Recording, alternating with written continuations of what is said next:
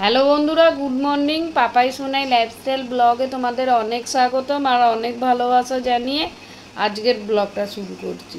কেমন আছো তোমরা? আশা করছি তোমরা খুব খুব খুব ভালো আছো আর আমিও খুব ভালো আছি। এখন বাজে এখন বাজে দেখো সকাল 8:30। আর এই দেখো আমার ছোট্ট সোনাটাকে কোলে নিয়ে সকাল থেকেই ব্লগটা শুরু করছি। ওদিকে বাসনপত্র ক্লিন হয়ে গেছে আর ছোট্ট বাবুটা উঠে একটু 5-10 মিনিট আদর না করলে কাজে হাত দিতে দেয় না। আর মর্নিং স্কুলটাও ছুটি, যেহেতু আজকে পয়লা বৈশাখ, সেই জন্য বাড়িতে আছে।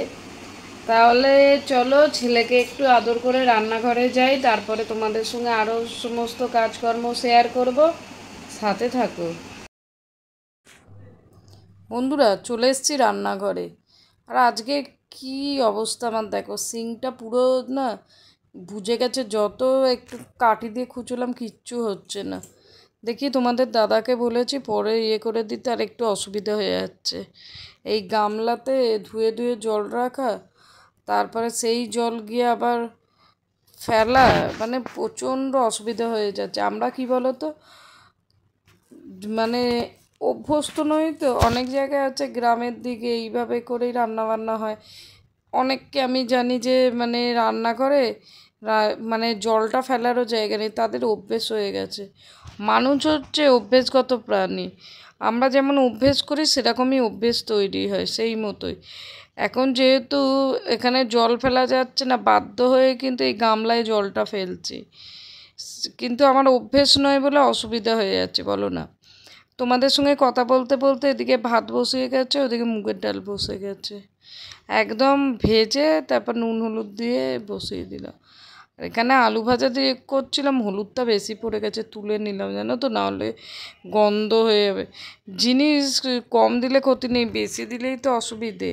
যেমন নুন বলো না, নুন কম দিলে তার স্বাদ আলাদা, আর বেশি দিলে সে একদম পোড়া, খাওয়া যায় না। এদিকে আমার কিন্তু আলু ভাজা, পটল ভাজা, অল্প একটু বেগুন ভাজা, আর তোমাদের দাদার স্পেশাল ঢ্যাঁড়স পোস্ত রান্না করলাম।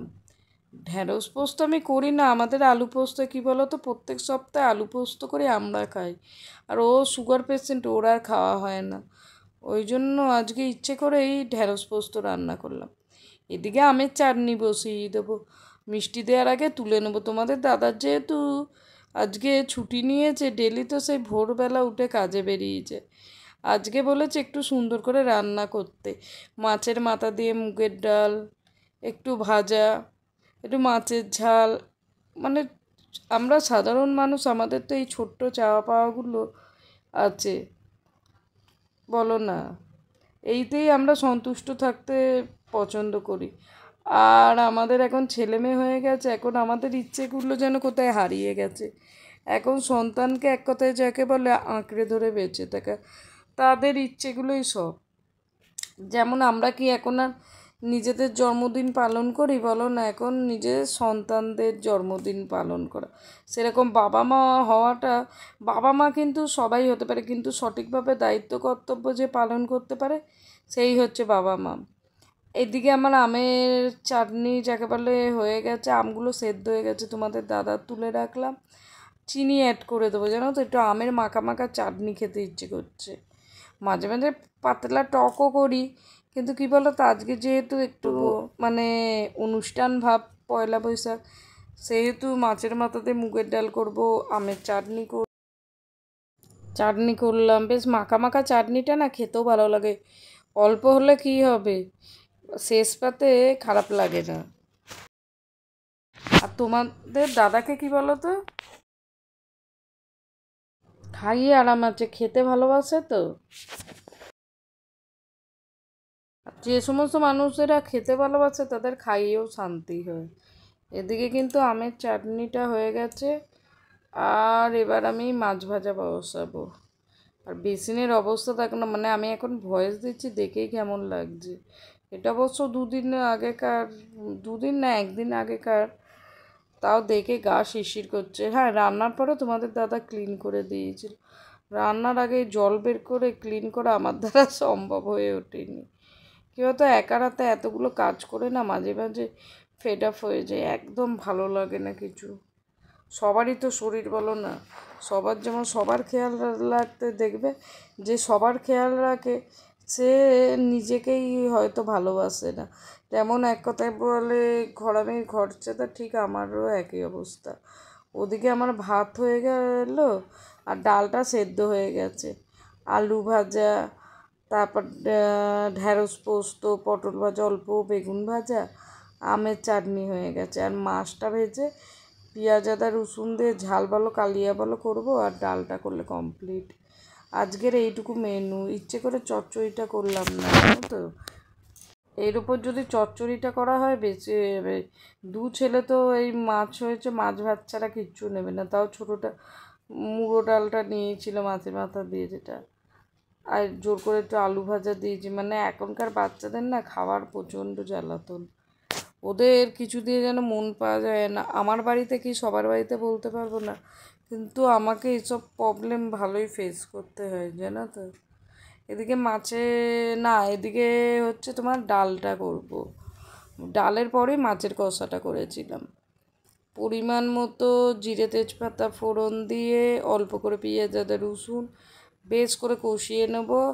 সামান্য একটু গুঁড়ো লঙ্কা দেবো, একটু হলুদ, একটু নুন, সামান্য মিষ্টিটা একটু দিলে আমার খারাপ লাগে না, কিন্তু ওই যে আমার বাড়িতে তো সুগার পেশেন্ট বলো না, তারপর ওই জন্য আরও দেয়া হয় না। অল্প সামান্য যেটুকু না দিলে না সেটুকু দিতে হয়, না হলে এখন এমনি কি সুগার বলে কি জানি না, দেখবে বিয়ে বাড়িতেও পোলাও বলো বা যে সমস্ত মিষ্টি রান্নাবান্না, তাতে একদম মিষ্টি দেয় না।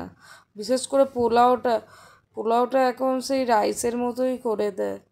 আমার মনে হয় এখন ঘরে ঘরে সুগার বলে এই একটা রোগ বলে অর্ধেক জিনিস খাওয়া যায় না। তোমাদের দাদা ভাই এক এক সময় বায়না করে একটু শনপাপড়ি খাবো, একটু মিষ্টি খাবো।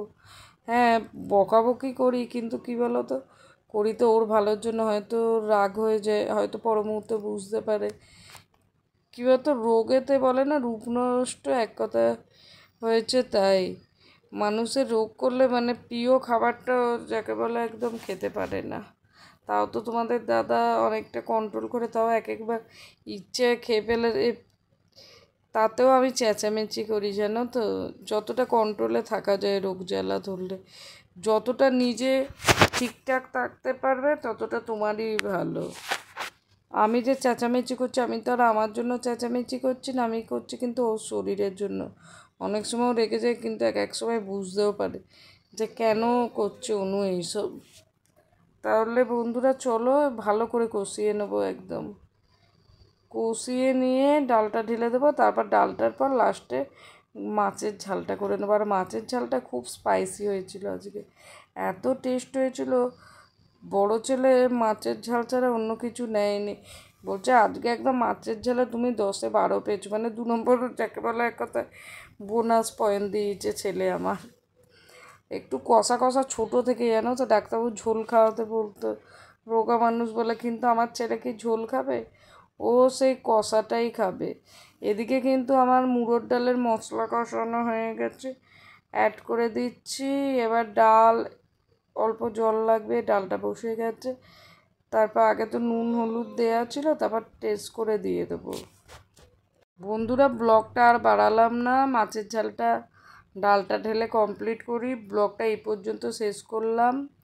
তোমরা ভালো থেকো, সুস্থ থেকো, আর মন প্রাণ দিয়ে চাই তোমরা ভালো সুস্থ থাকো।